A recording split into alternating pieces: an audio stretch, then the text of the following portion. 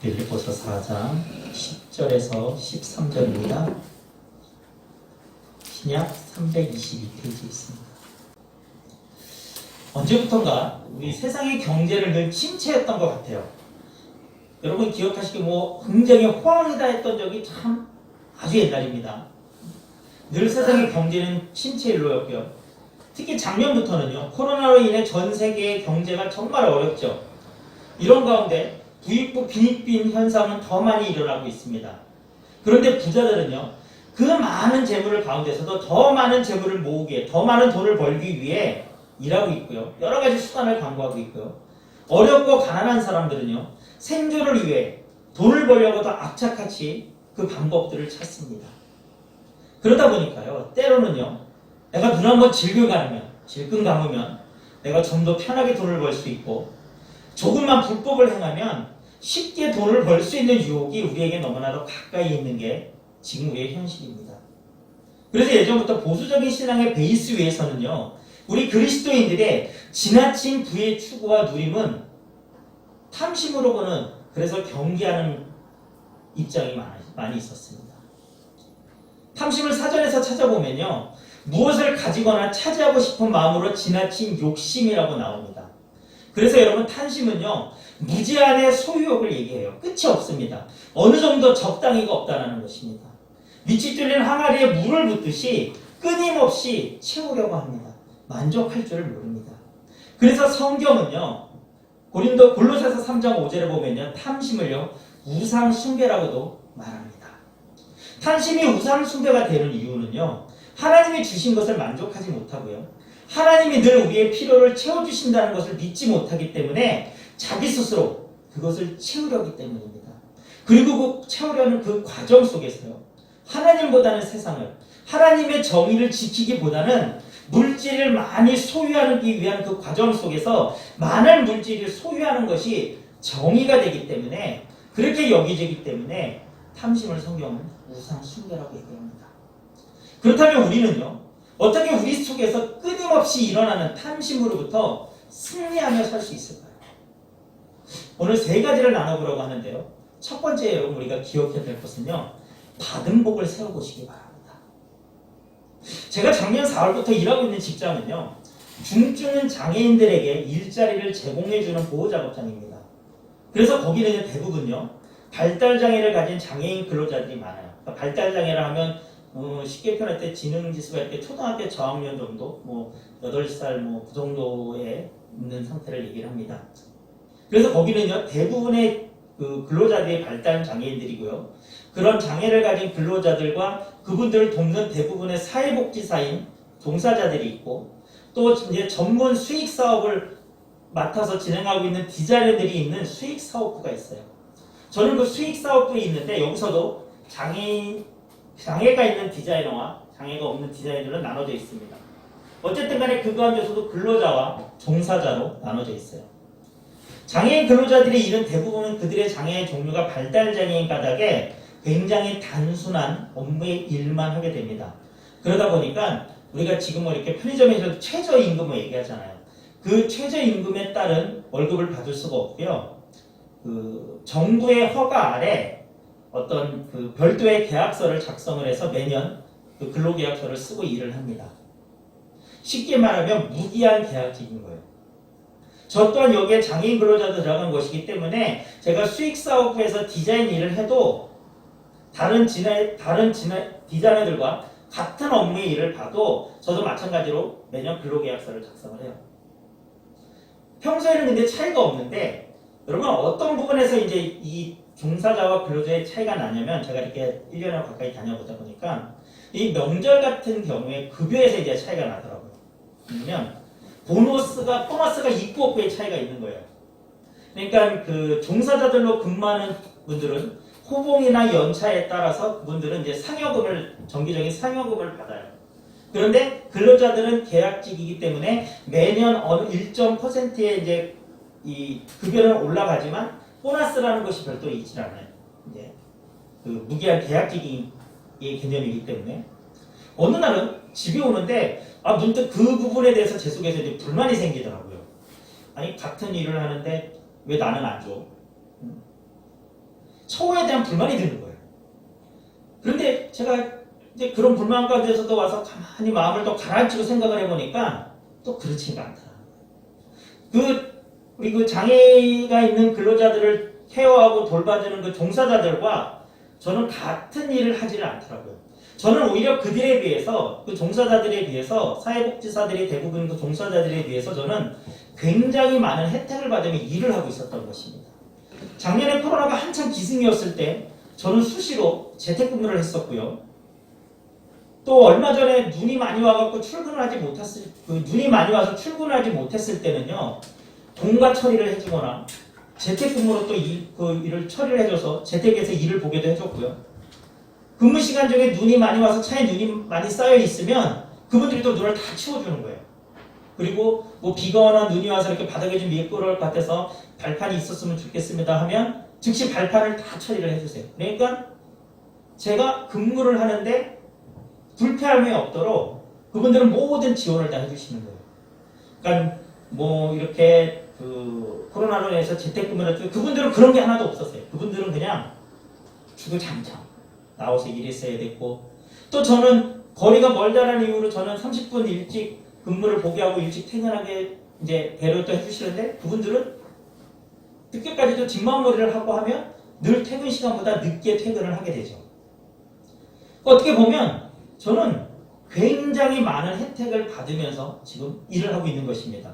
그러다 보니까 월급, 그것도 보너스를 두고 불만을 갖는 게 제가 어느 순간 되게 부끄럽다라는 생각이 들더라고요. 저는 오히려 불만을 갖기보다는 오히려 감사를 해야 된다는 것이었어요. 감사해야 되는 상황인 거죠. 여러분, 미국의 한 심리학자가요, 특이한 실험을 했어요. 어느 동네 한 구역을 정해놓고요, 집집마다요, 매일 $100씩 갖다 놓은 다음에 그 결과를 관찰했습니다. 실험 참가 사람들은요, 그가 미친 사람이 아닌가 의아해하면서도 슬그머니 돈을 집어갔어요. 그리고요, 사흘이 지나자요, $100씩 집 앞에 놓는 사람들이 놓은 그 사람의 이야기로 온 동네가 막 다 떠들썩했습니다. 그리고 한 둘째쯤 지나가다 보니까요, 그 돈 내려올 때쯤 나와서 돈을 받아가는 사람도 생겼고요. 셋째쯤 되니까요, 돈을 받는 것이 전혀 이상하게 생각하지 않았어요. 그리고 넷째 주가 됐을 때는요, 아주 당연한 것처럼 돈을 집어갔습니다. 실험 기간이 한 달이 지나자 그 학자가요, 이제 다시는 집 앞에 돈을 놓지 않았어요. 그리고 그 동네를 그냥 그 시간에 지나갔습니다. 그러니까 여러분, 그 마을 사람들 어떻게 되는 줄 아세요? 한결같이 굉장히 불쾌하면서요. 오늘은 왜 주고 가지 않냐라고 오히려 불만을 터뜨리고 불평을 하고 그 사람에게 따지기까지 했습니다. 여러분, 사람들은요, 이유 없이 베풀었던 은혜를 당연한 것으로 생각하고요, 공모하기는커녕 오히려 이제는 주지 않는다고 서운해하고 불쾌했던 것입니다. 여러분, 지금 우리의 모습은 어떻습니까? 하나님께 거저받은 은혜에 하루하루를 감사할 줄 모르며 살고 있지는 않습니까? 우리는 하나님께 너무나도 많은 복을 받은 사람들입니다. 그런데도 마치 나는 복을 하나도 받지 않은, 내게 하나님이 주신 복은 없는 것처럼 우리는 그렇게 살아가고 있지는 않습니까? 남이 받은 복만 생각하고 그 복이 나에게 없다면 우리는 한탄하며 살고 있지는 않습니까? 어떤 때는 처음 받은 복에 감사하다가도 나중에는 그것이 익숙해져서 이제는 그것이 복인지조차도 모르면서 감사하지 못하고 살고 있지는 않습니까? 여러분의 말과 행동 속에서 불만과 불평이 점점 많아지고 계시다면 여러분, 하나님께 먼저 받은 복을 세워보시기 바랍니다. 오늘의 내 삶 속에, 지금까지 나의 삶 속에, 저와 여러분의 삶 속에 하나님이 주셨던 그 복을 여러분 떠올려 보시기 바랍니다. 정말 하나님은 여러분들에게 많은 것을 해주셨을 것입니다. 그것을 떠올리면 여러분들은 하나님께 감사하지 않을 수가 없을 것입니다. 두 번째는 여러분, 우리가 탐심으로부터 이겨내려면요, 가장 중요한 목적, 제 1순위의 일을 잊어서는 안 됩니다. 제가 이제 아까 처음에 말씀드렸던 그런 어떤 그 보너스에 대한 불만이 넘어가고 나서 정말 그것이 불만이 아니라 감사함으로 바뀌고 나서요, 얼마 지나지 않았을 때 이렇게 이제 해가 바뀌어갖고 나이도 한 살 더 먹어가면서 제가 이제 48살도 되고 이러면서 갑자기 제 속에서 불현듯 퇴근하고 집에 오는데 노후에 대한 걱정이 갑자기 확 드는 거예요. 아니 나는 지금 뭐 이렇게 재산을 모아놓은 것도 없고 나는 장애도 있는데 지금이라도 이렇게 돈을 좀 모아갖고 노후를 준비해야 되지 않을까 하는 걱정이 갑자기 제 속에서 불현듯 생기더라고요. 그러다 보니까 한번 그런 생각을 해봤어요. 아, 내가 그 돈을 벌면 내가 그 돈을 어디에 가장 많이 지출하고 있는가 보니까 여러분 사실은 뭐 다 교회 운영이죠. 그러면서 여러분 제 속에 무슨 어떤 생각이 드냐면 이런 생각이 드는 거예요. 야, 내가 교회를 만약에 안 하고 있으면 내가 그래서 교회 운영에 들어가는 돈을 내가 매달 모으면 내가 몇 년이면 내가 굉장히 좀 목돈을 좀 모을 수 있을 것 같은 거예요. 그래서 그 돈이 있으면 내가 그래도 좀 노후가 준비가 되지 않을까라는 생각이 들어가는 거예요. 근데 제가 그런 마음이 순간적으로 들었을 때 내 마음이 순간적으로 이것은 나에게 좀 사탄이 주는 생각이구나라는 생각이 팍 스치고 지나서 제가 즉시 회개하고 바로 물리치는 기도를 했습니다. 여러분들 모두는요 각자 열심히 일하시는 이유가 있을 것입니다. 저도 제가 여러분 직장에 나가게 된 작년 4월에 제가 직장에 나가게 된 이유는 사실은 사역을 위해서였어요. 저는 사실은 직장 나가기 전에도 늘 프리랜서로 일을 했었습니다. 사역을 하기 위해서 일을 했었기 때문에 일을 했어요. 하나님이 제게 주신 목회에 사명을 감당하기 위해서 물질이 필요하고 그것에 의해서 저는 일을 하고 있는 거예요. 물론 목회자에게 목회 외에 직업을 갖는 것에 대해서 다른 의견이 있을 수도 있겠지만 적어도 저는 그것이 하나님이 허락하신 일이라면 충분히 가능한 일이라고 생각을 합니다. 제가 작년에 이제 지금 나가는 그 직장으로 이제 일을 나가기 직전에 과연 내가 일을 나가는 것이 하나님이 허락하신 일을 하나님이 기뻐하실까에 대한 굉장한 하나님의 좀 걱정이 있었어요. 그래서 제가 하나님 앞에 두 가지를 놓고 그 일을 놓고 기도를 했습니다. 하나님, 이런 조건 하에 그러니까 제가 하나님 저는 어느 정도 월급을 받았으면 좋겠고 또 제가 그때는 이제 그 코로나 그 전에 요양원에서 매주 이제 금요일 오후마다 이제 가서 예배를 드려야 되는 일을 했기 때문에 금요일날 오전만 근무를 하고 그것을 할 수 있게끔 그 두 가지가 하나님 채워지면 이 일은 하나님이 제가 허락하신 일이라고 생각하고 제가 이 일을 감당하겠습니다라고 했거든요. 근데 정말로 그것들이 그쪽에서 다 오케이를 해줬어요. 지금 일하는 곳에서. 그래서 저는 굉장히 부담 없이 편안한 마음으로 일을 하고 있었습니다. 그러다 보니까 여러분 어쨌든 간에 코로나로 인해서 모든 교회들이 큰 교회면 큰 교회대로 특히 작은 교회면 작은 교회대로 굉장히 다 막 어렵다고 하는데 어쨌든 간에 감사하게도 저희 교회는 오히려 조금이지만 더 여유 있게 교회가 운영될 수 있었습니다. 분명한 하나님의 이끄심과 돌보심이었습니다. 그런데 조금 여유가 생기니까 여러분 목사였던 저마저도 내가 지금 왜 일을 하고 있는지에 대한 일순의 목적 즉 하나님이 제게 맡겨주신 그 사역을 감당하기 위해서 내가 일을 하고 있다는 부분들에서 나도 잊어버려요. 여러분 나는 목사가 아니니까 상관없다라고 생각하시면 안 됩니다. 여러분의 삶을 통해서 하나님은 분명히 하나님의 계획이 있으시고요. 그것을 우리가 순종하며 살기를 원하신다는 것입니다. 여러분은 왜 돈을 버십니까? 하나님과 상관없이 그저 여유 있는 그리고 풍요로운 삶을 살기 위해서 여러분 일하고 계십니까? 여러분 그것은 문제가 있는 것입니다. 돈을 벌어서 교회에 헌금을 많이 하라는 그런 개념의 얘기가 아니에요. 여러분이 하시는 일들 가운데서 하나님이 여러분들 각자에게 주신 달란트를 통해 여러분들이 그 무엇을 하든지 간에 하나님은요 영광 받으시기를 원하시는 것입니다. 하나님을 늘 기억하는 것입니다. 내가 하고 있는 일들 가운데서 내가 지금 있는 그곳에서 내가 어떠한 삶을 사는 것이 하나님이 영광 받으시는지를 우리는 늘 기억하는 것입니다. 여러분 다 하루 종일 전도하고 다 하루 종일 기도하고 성경만 보라는 얘기가 아니에요. 지금 나에 있는 그곳에서 하나님이 내게 주신 달란트를 통해서 나는 어떠한 삶을 살까? 하나님이 우리에게 각자의 재능을 주셨고 우리가 그 재능을 가지고 세상에서 우리가 그것을 일로 해서 우리는 돈을 벌며 살고 있죠. 하지만 여러분 그 전에 그 달란트를 통해서 하나님은 우리가 영광 돌리기를 원하는 것입니다. 나의 삶 속에서 하나님의 뜻이 이루어지기를 원하시는 것입니다.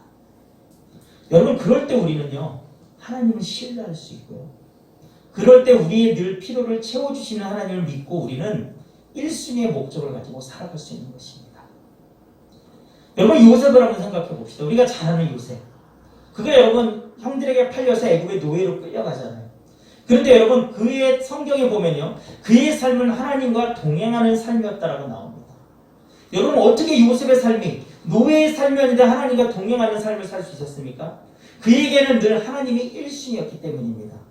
하나님의 말씀대로 하나님의 기준대로 맞춰 남이 보든 안 보든 사는 것이 요셉에게는 가장 중요한 일이었던 것입니다.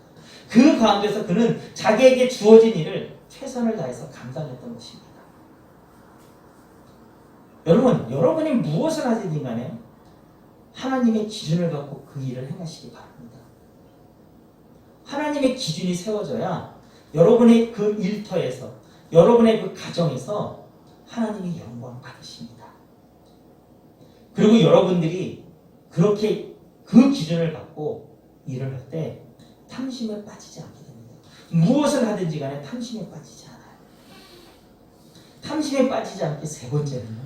하나님의 기준을 가져야 우리는 탐심에 빠지지 않습니다. 여러분 우리 삶의 가장 올바른 기준은요. 하나님이 기준이 되시고요. 하나님이 중심이 되시는 삶입니다. 마태복음 22장에 보면요. 우리가 잘 아는 게요. 여러분 그 22장 내용은 몰라도 2구절 들어보셨죠? 가이사의 것은 가이사에게, 하나님의 것은 하나님에게. 여러분 2구절 다 들어보셨죠? 그 내용이 이제 마태복음 22장에 나오는데요. 유대인들이요. 예수님을 함정에 빠뜨리기 위해서 질문을 해요. 지금 자기들이 가이사에게 세금을 바치는 것이 옳으냐, 옳지 않느냐를 물어봅니다. 그러자 예수님이 그들에게요. 세금이 낼 돈을 가져와 보이라고 하시고요. 그들이 한 데나리온을 가져옵니다. 그 당시 데나리온은요. 유대뿐 아니라 로마 제국이 다스리고 있던 모든 영역에서 쓰이고 있던 은으로 만든 동전이었습니다. 그 동전의 앞면에는요. 신 아우구스투스의 아들 티베리우스 시저 아우구스투스라는 글이 써져 있고요. 뒷면에는요. 최고의 신관이라는 글이 새겨져 있었다고 합니다. 한마디로 말해서 여러분 로마의 돈에는요. 로마의 황제가 신이라는 말이 적혀 있었다는 거죠. 로마의 황제가 신이라는 말. 이것은요. 이 세상의 힘, 하나님 중심의 삶이 아니라 이 세상에 사탄이 공중 권세를 잡고 있는 이 세상의 힘이 진짜 힘이며 그 신이라는 세상의 힘의 원리 속에 그 신관이 그 동전 안에 여러분 담겨져 있는 것입니다. 예수님은요. 그 동전을 가리키면서요. 가이사의 것은 가이사에게 주고 하나님의 것은 하나님에게 드리라고 말씀하셨어요. 이 말은요. 세금은 가이사의 것이니까 떼먹지 말고 가이사에게 내고 11조는 하나님의 것이니까 떼먹지 말고 하나님 앞에 내라는 그런 얘기가 아니라 여러분 이 세상의 그 어떤 것도 가이사의 것은 없군요. 모든 것이 하나님의 것이고 심지어 가이사의 황제 자리도 여러분 하나님이 인정하셨기 때문에 그는 그 자리에 있는 것이잖아요. 여러분 이 세상의 모든 것 선한 것과 악한 것 중에 여러분 선한 것만 하나님이 인정하시고 여러분 악한 것은 하나님이 인정 안 하신 것이 아닙니다. 여러분 이 세상의 모든 것은 선한 것이든 악한 것이든 여러분 다 하나님이 인정하신 가운데 있기 때문에 여러분 그것이 존재할 수 있는 것입니다. 하나님이 주관하시는 것들입니다. 그럼에도 우리 인간들은요. 가이사로 대표되는 세상의 힘을 실제하는 신으로 모시고 살면서 여러분 그 가이사의 힘을 얻기 위해서 가이사에게 언제든지 복종할 준비를 하고 있는 그것을 예수님은 꼬집어서 말씀하신 것입니다. 가이사의 것은 가이사에게 주라는 말씀은요. 세상의 권세에 속한 자들은 세상 일에만 관심을 가질 수밖에 없다라는 말씀을 하신 것입니다. 하나님의 것은 하나님께 드리라는 그 말씀은요. 하나님의 백성들은요. 하나님께 집중해서 하나님의 기준을 갖고 살아라고 지금 예수님은 말씀하신 것입니다.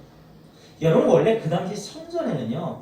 가이사의 얼굴이 새겨져 있는 그 동전을 쓰지 않았어요. 갈릴리 두로의 동전만을 여러분 사용하게 되어 있었습니다. 그래서 여러분 성전에는요. 돈을 바꿔주는 사람들이 있었던 것입니다. 세상과 하나님의 것을 구별하라는 의미였어요. 그런데 여러분 성전 안에서 바리사인들이요. 가이사의 동전을 소유하고 그것으로 세금을 내야 하는지 말아야 하는지에 대해서 예수님께 물어봄으로써요. 바리새인들은요. 자신들이 이미 세상의 권세, 즉 가이사의 권세에 복종되어 있음을 스스로 나타낸 것입니다. 그래서 예수님이요. 가이사의 것은 가이사에게, 하나님의 것은 하나님의 것에 하나님에게 드리라고 말씀하신 이 말씀은요. 나는 하나님의 은혜로 하나님의 것으로 된 것이므로 나는 하나님의 것이라는 겁니다. 나는 하나님의 은혜로 하루하루를 살고 있기 때문에 나는 하나님의 거, 나는 하나님의 자녀라는 말씀을 하신 것입니다. 즉 하나님의 은혜만을 붙잡고 이 세상을 살아가라고 예수님은 말씀하신 것입니다. 여러분, 이 세상에서 우리가 하나님의 자녀로서 승리하며 살아갈 수 있는 유일한 방법은 여러분, 하나님의 말씀대로 하나님의 기준으로 여러분 살아갈 수밖에 없습니다. 여러분, 세상의 가치 기준과 세상의 방법으로 여러분 우리가 살아가면 여러분 우리가 세상에서 다 잘 살 수 있을 것 같습니까? 여러분, 그렇지 않습니다. 하나님의 자녀들은 여러분 이 세상에 속한 자들이 아닙니다. 이 세상에 속하지 않았다는 얘기는 여러분 이 세상의 기준으로 살아가서는 안 된다는 것입니다. 여러분, 하나님의 기준으로 살아갈 때 여러분 교회가 교회다워지고요, 우리 그리스도인들은 크리스찬다워지는 것입니다. 여러분, 지금 세상 사람들이 우리 기독교를 막 엄청 욕을 하잖아요. 지금 한국에서 여러분 기독교는 정말 너무 욕을 많이 먹고 있습니다. 근데 여러분, 그들이 기독교를 욕하는 이유가 뭡니까? 우리가 여러분 예수님 잘 믿기 때문에 욕합니까? 아니에요, 여러분. 그들이 세상 우리를 욕하는 이유는요, 우리가 여러분 그렇게 우리가 하나님의 말씀대로 살고 있지 않기 때문에 욕하는 것입니다. 여러분, 너희들은 기독교인으로서 너희들은 성경의 말씀대로 산다면서 뭔가 달라야 된다라고 여러분 오히려 세상 사람들은 우리에게 그 기준을 들이대고 있는데, 여러분 우리는 그 성경의 말씀대로 살고 있지 않다라는 것입니다. 세상 사람들은 우리를 볼 때 성경의 기준을 대고 우리를 판단하는데 우리는 세상의 기준을 갖고 세상을 살고 있다는 거예요. 하나님의 자녀라고 하면서. 여러분, 그렇게 살아서는 안 됩니다. 그렇게 살아서 우리 또한 여러분 세상에서 승리할 수 없어요. 우리 또한 여러분 세상 사람들과 같이 이 세상의 권세에 굴복하며 살아가는 것밖에 되지 않습니다. 여러분, 하나님의 말씀대로 살아야 합니다. 하나님의 말씀이 여러분 속에서 중심이 되어야 합니다.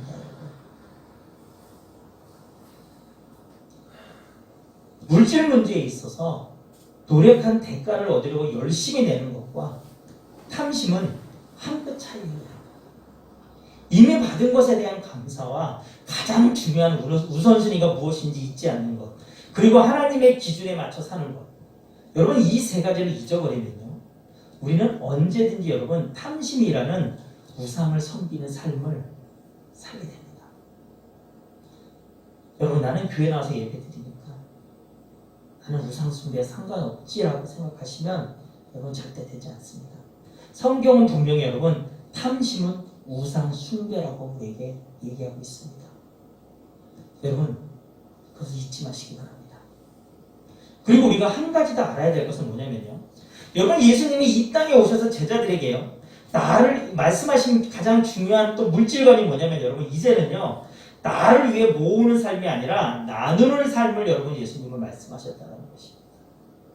누가복음 3장 16절에 보면요, 옷 2벌 있는 자는 옷 없는 자에게 나눠줄 것이요, 먹을 것이 있는 자도 그렇게 할 것이다.